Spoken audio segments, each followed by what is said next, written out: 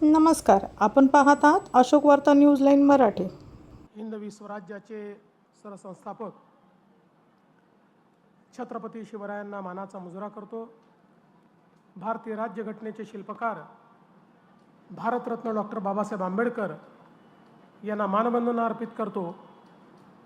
महारेलच्या माध्यमातून 9 प्रकल्पांच्या उद्घाटन प्रसंगी मंचावर उपस्थित असलेले आपल्या सर्वांचे लाडके नेते आणि मार्गदर्शक आणि संपूर्ण देशामध्ये ज्यांना विकास पुरुष म्हणून ओळखलं जातं ते केंद्रीय मंत्री आदरणीय नितीनजी गडकरी, पालकमंत्री चंद्रशेखर बावनकुळेजी, राज्यमंत्री आशिष जयस्वालजी, महापौर नीताताई ठाकरे, या भागाचे लोकप्रिय आमदार ज्यांनी पूर्व नागपूरचा संपूर्ण चेहरा बदलवून दिला असे कृष्णाभाऊ खोपडे, चरणसिंगजी ठाकूर, दयाशंकरजी तिवारी, शिवानीताई दाणी, बाल्याभाऊ बोरकर, प्रमोदजी पेंडके, श्रीकांतजी आगलावे, बंटीजी कुकडे, देवेंद्रजी मेहर, प्रदीपजी पोहाणे, संजयजी अवसट, राजूजी गोतमारे, राजेशजी ठाकूर, सीमाताई ढोमणे, अभिरुचिताई राजगिरे, संतोष लड्डा, बाल्या रारोकर, मनीषाताई अतकरे, त्याचप्रमाणे माहेश्वरीताई बिसेन, या ठिकाणी उपस्थित आपल्या महारेलचे व्यवस्थापकीय संचालक राजेश कुमार जयस्वाल, श्री संभाजी माने, नीता ठाकरे, या ठिकाणी उपस्थित सर्व मंचावरील मान्यवर आणि समोर उपस्थित असलेल्या सर्व माझ्या भगिनी आणि बंधूंनो, आज अतिशय आनंदाची गोष्ट आहे की 9 प्रकल्पांचं उद्घाटन एकाच वेळी आपण या ठिकाणी करतो।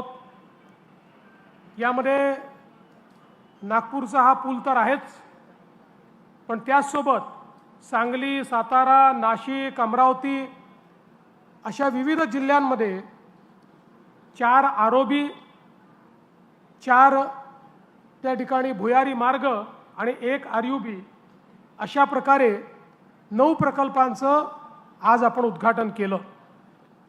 आणि मी निश्चितच महारेल आणि महारेलचे जे मॅनेजिंग डायरेक्टर आहेत राजेश कुमार जयस्वाल यांचं अतिशय मनापासून अभिनंदन करतो की त्यांनी विक्रमी वेळेत आणि अतिशय सुंदर गुणवत्ता राखत ही सगळी 9 कामं या ठिकाणी पूर्ण केलेली आहेत। आणि निश्चितपणे या सर्व कामांमुळे मोठ्या प्रमाणात नागरिकांना फायदा होणार आहे। या गोष्टीचा मला देखील अतिशय आनंद आहे की या उडान पुलाला आपण स्वर्गीय आपल्या उपमहापौर बहिरीनबाई सोनबोईर यांचं नाव दिलं आहे। मी ज्यावेळेस महापौर होतो त्यावेळी माझ्यासोबत उपमहापौर म्हणून बहिरीनबाई सोनबोईर यांनी काम केलं। अतिशय गरीब आणि विपरीत परिस्थितीतून आल्यानंतर शिक्षणाचा अभाव असताना देखील बहिरीनबाई यांचं विषयाचं आकलन हे अतिशय उत्तम होतं। त्यांना जमिनीवरची माहिती अतिशय चांगल्या पद्धतीची होती आणि म्हणून काम करत असताना सामान्य माणसाला काय हवं आहे हे समजून घेऊन तशा पद्धतीनं त्या काम करायच्या।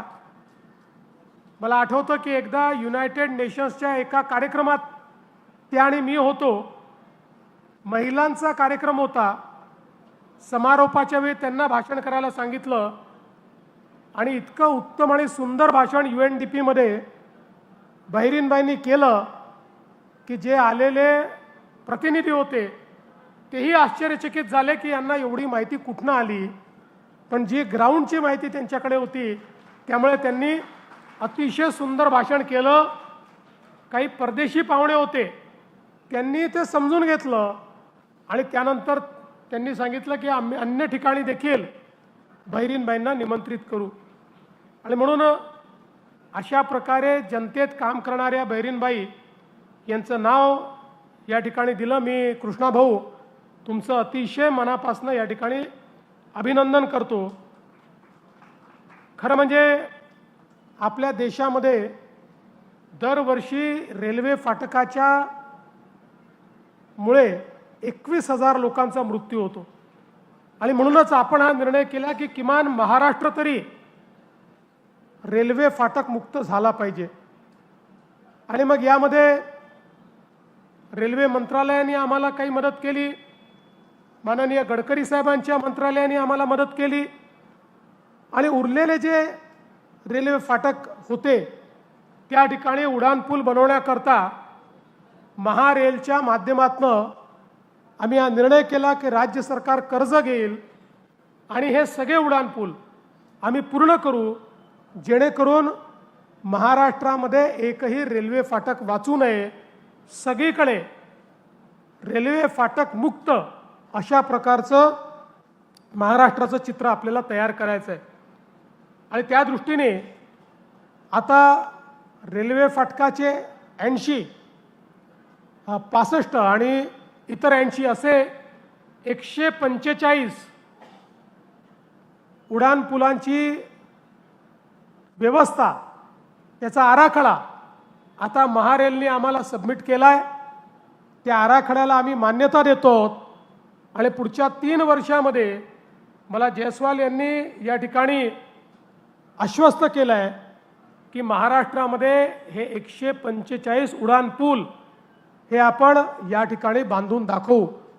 आणि अर्थातच कृष्णा भाऊ याच्यामध्ये नागपूरचेही उड्डाणपूल आपण घेतलेले आहेत.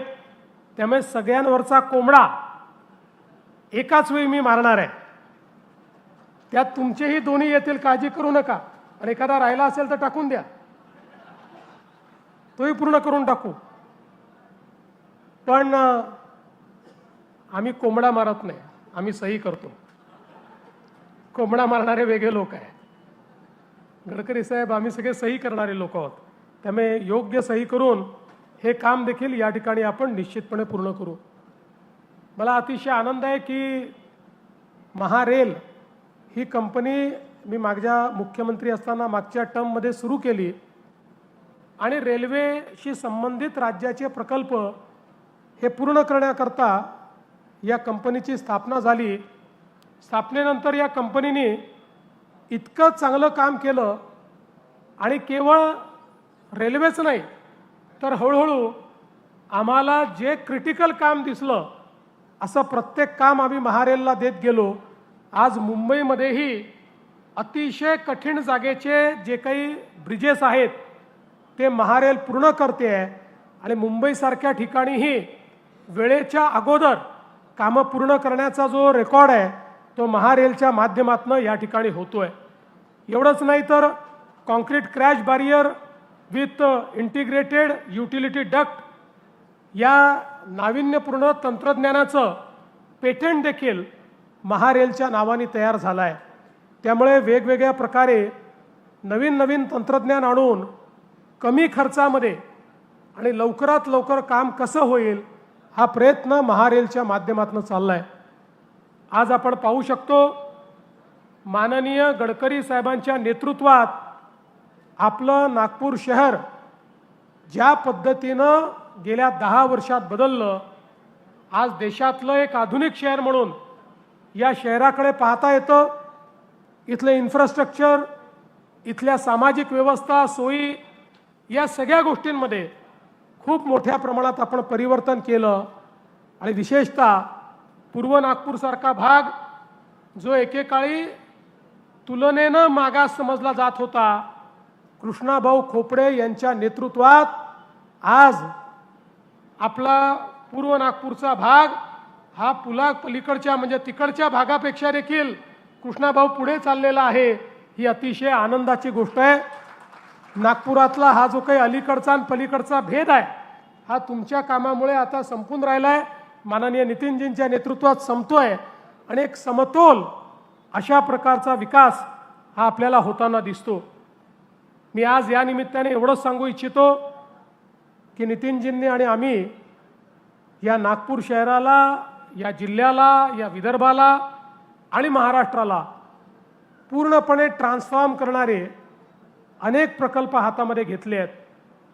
ज्या प्रकल्पातनं विकास तर होणारच आहे, पण मोठ्या प्रमाणात रोजगाराची निर्मिती देखील होणार आहे. ज्या माध्यमातनं आमच्या तरुणाईच्या हाताला काम देखील मिळणार आहे आणि आमच्या तरुणाईचा आर्थिक सामाजिक विकास देखील होणार आहे. आणि म्हणूनच या सगळ्या कामांमध्ये आजपर्यंत आपलं सहकार्य, आपला आशीर्वाद हा सदैव आमच्या पाठीशी राहिला आहे. भविष्यातही तो आमच्या पाठीशी राहावा अशा प्रकारची अपेक्षा व्यक्त करतो. पुन्हा एकदा आपल्या सर्वांचं मनःपूर्वक अभिनंदन करून माझे 2 शब्द संपवतो. धन्यवाद. जय हिंद.